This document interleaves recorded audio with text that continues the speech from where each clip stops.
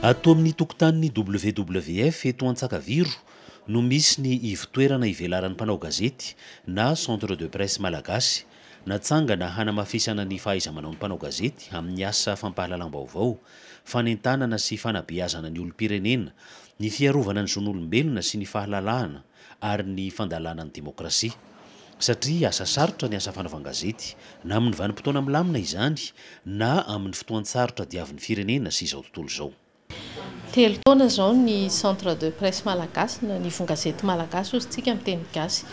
Ny antom-pisian'ny centre de presse malagasy izany hoe ny tanjona tratrarina ao anatiny raha izay ny mahadika azy kokoa dia ny voalohany fampivoarana ny demokrasia eto Madagasikara, ary ny antony faharoa dia ny fanatsarana ny mahamatianina ny asa fanaovan-gazety eto Madagasikara.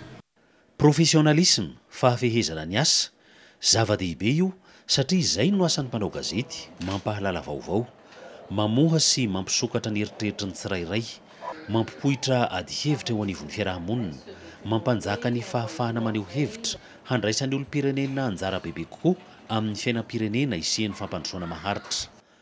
Hanatanterana izany tanjona sy fanamby izany dia maromaro ireo fandaharana asa tanterahana ato amin'ny centre de presse malagasy. Karazany anankitelo lehibe ny karazana activité ato anatin'ny centre de presse malagasy.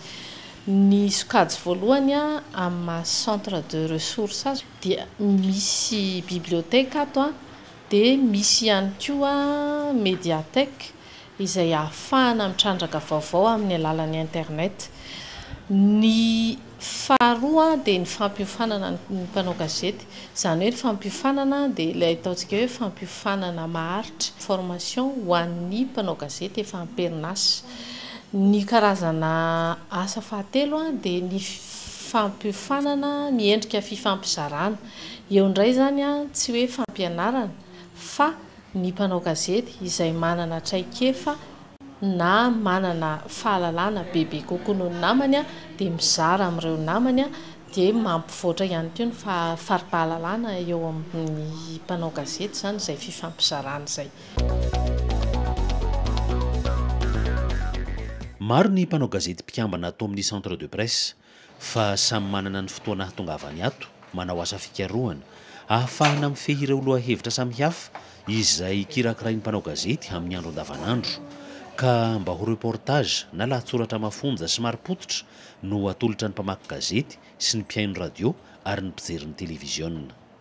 Azo lazaina hoe afaka mivelatra tsara, manao recherche amin'izay zavatra mety hoe tianao atao, afaka manoratra tsara. Ezaka vaovao volontrina zany tegna raty ianao zany mba afaka maka mahita zavatra be dehibe, resaka hoe mahita soratra na vaovao hafa zany ianao zany miaraka amin'ny fanerantseran'ny olona rehetra, namana rehetra dia mandray mahazavatra hafa ato.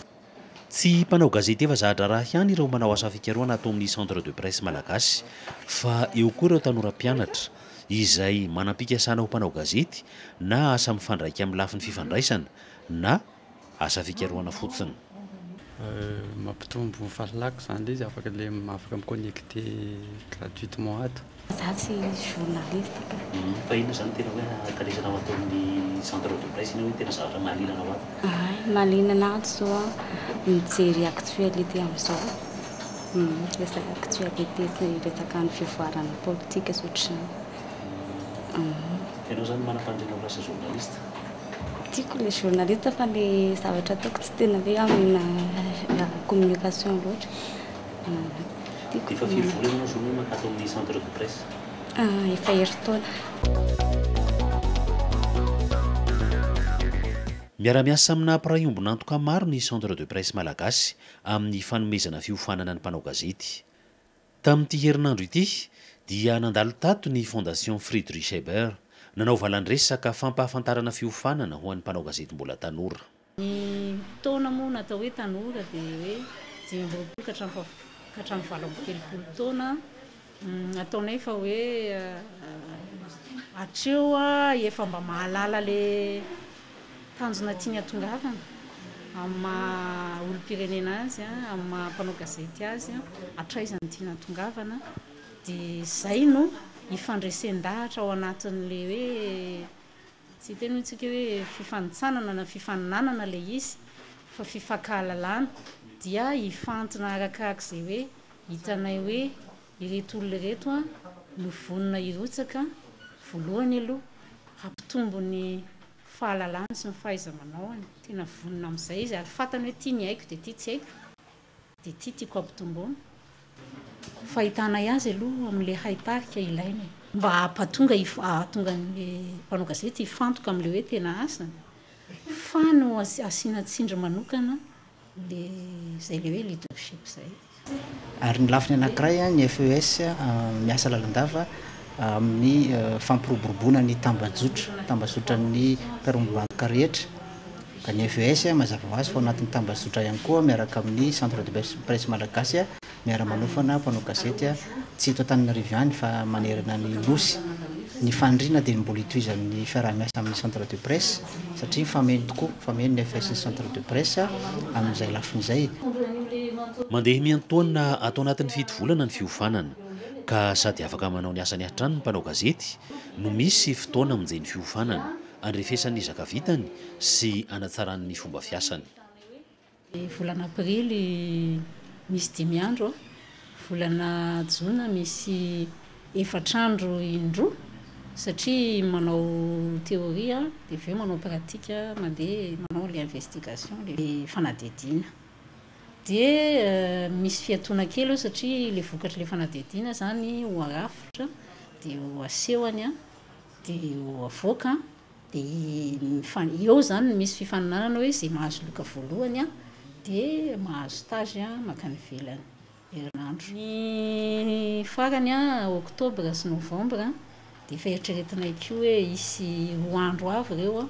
mbola ahafahana mijery ny fisokafana amin'ireo mpiara-mombonantoka hafa zay miasa amin'ny sehatra miezaka mampandroso ny asa fanaova-gazety eto Madagasikara.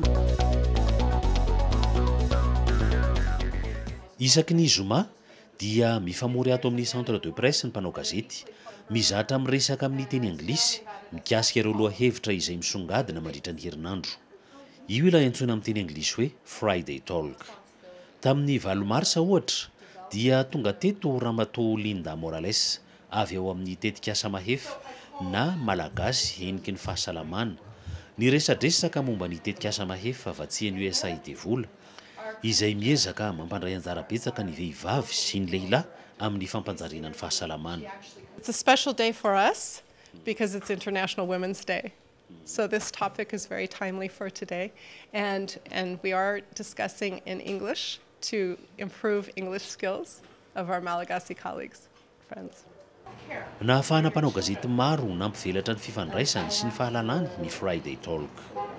Ka nanafibetsaka ny famahana lela zany amin'ny ohatran'izao mba mahazatra anao kokoa miteny anglisy rehefa araka teny anao rehefa mivoaka ry sendra mivoaka ny ivelany dia efa zazatra kokoa zany ianao miteny anglisy mitoerana efa nandehanako miteny anglisy efa tany Inde, Maurice, Stockholm, en Suède, en Chine, tany Chine dia manampy betsaka le teny anglisy ny narina sy ny zarina teto amin'ny centre de presse. Ankoatra ny Friday Talk dia eo koa ny valandresaka manara-potoana atao amin'ny centre de presse.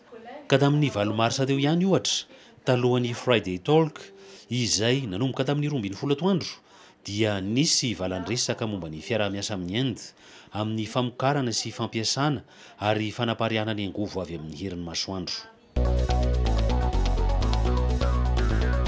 Eto amin'ny centre de presse koa no ivotoerana ny tanàna ny mpanao gazety namana hanaova ny asa mitsinjo ny mpiara-monina ka tamin'ny 9 Marsa ihany dia nanao téléthon tolo-tanana ho an'ireo longo traboina any atsimo ny mpanao gazety. Tonga maro ny tsy tahitaika izy ireo ny tontolo andron'ny zoma ary nentan'izy ireo koa ireo orinasa izay faneraseran'izy ireo amin'ny andro andavanandro. Ohatra ny solotenana orinasa anankiray izay tonga teto nanolotra kidoro ho an'ireo longontsika any atsimo.